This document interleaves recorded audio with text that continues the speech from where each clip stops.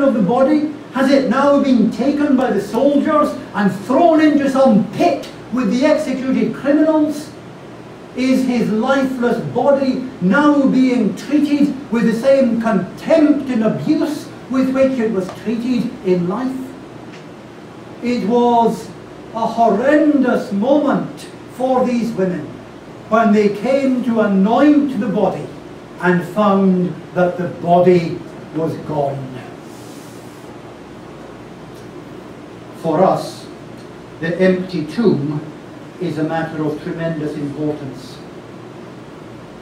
It makes clear to us that the resurrection of Jesus included the physical resurrection of his body. This was not simply some mystical thing, some purely spiritual event. It was not simply the survival of Jesus' spirit. It was the raising to life of his physical body in union with his human soul or spirit. At the incarnation, our Lord took upon himself complete humanity, a physical body, a human spirit. He became fully man.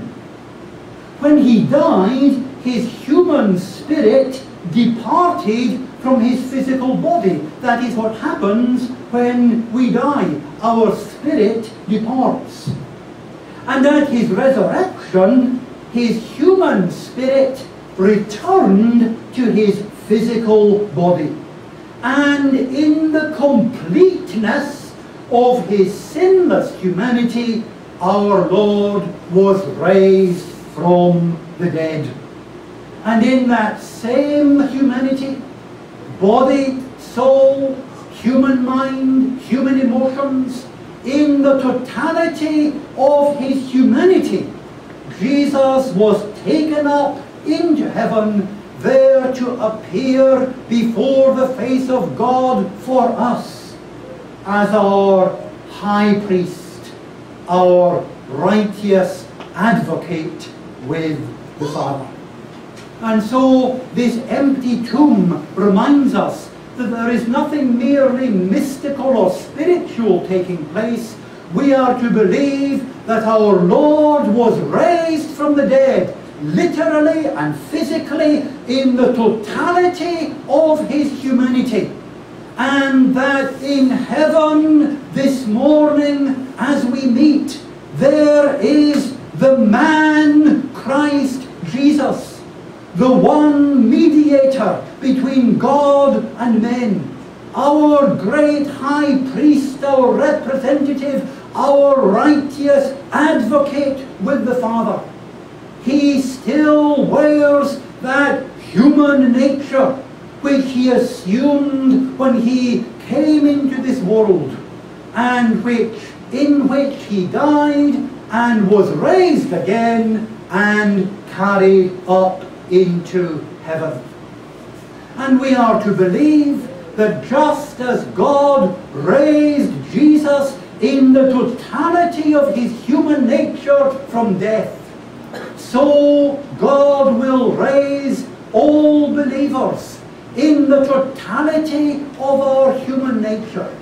Our bodies are to be redeemed. We still wait for the redemption of our bodies, but when Christ appears, then our very bodies will be conformed to the likeness of his body, and we shall be with Christ forever as complete men and women in the fullness of our humanity. The discovery that these women made was tremendously distressing to them. But as we look at it, we can be thankful for that empty tomb. Well, these women, they stood there in perplexity, in their distress, and they became aware of two men in shining garments. Clearly, these were angels. In the scriptures, angels almost invariably appear in the form of men. And these had the appearance of men, and yet there was evidently something supernatural about them. And the women were frightened, and they bowed their faces. The men speak, and the first thing is a question. Why do you seek the living among the dead? Now that question implies the most joyful news that ever they could have heard. You are looking among the dead for one who is alive. And the implications of the very question were tremendous. They also, of course, contain a gentle rebuke. Why are you doing this? You ought to have known that you would not find him here. And you see, these women ought to have known that. Jesus had told them often enough, but they had not wanted to hear. They had not wanted to believe that their Lord would die, and so they had simply shut it out. I wonder if there is anyone here in a similar position. There are aspects of the Christian faith that you do not want to be true, and so you just ignore them. And you think that you can choose the parts of the Christian faith that you like. Maybe you like the teaching about God's love and mercy, but you don't like the teaching about hell and about eternal judgment, so you just ignore that. Maybe you like the message about forgiveness, but you don't like the necessity of repentance, so you just ignore that. We are reminded, you see, that you cannot pick and choose.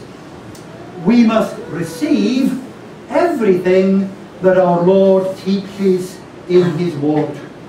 And these women, by ignoring what they didn't want to hear, that Jesus was going to die, they also were deaf to the good news that he would rise again from the dead. But you see, their unbelief in Jesus' death didn't stop it from happening, but it did exclude them from the comfort that believing in the resurrection would have been to them if only they had been willing to listen.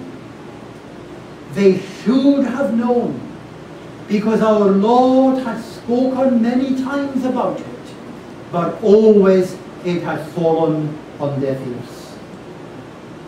And then they say he is not here, he is risen. And a reminder, remember how he spoke to you when he was still in Galilee, saying, the Son of Man must be delivered into the hands of sinful men and be crucified, and the third day rise again. And they remember that, yes, indeed, the Lord had said these things. Well, with that in their minds, they then leave the tomb, and they go at once to the men, the 11 and the other disciples, and they report these things to them, and they find the men not at all disposed to believe them. Their words seemed to them like idle tales, like nonsense, and they did not believe. Now, the reaction of these men is also of great importance for us, because the reaction of these men shows that they were not gullible men. They were not men who were ready to believe anything. These men were as skeptical as anybody else would have been. They were not willing to accept and to draw significant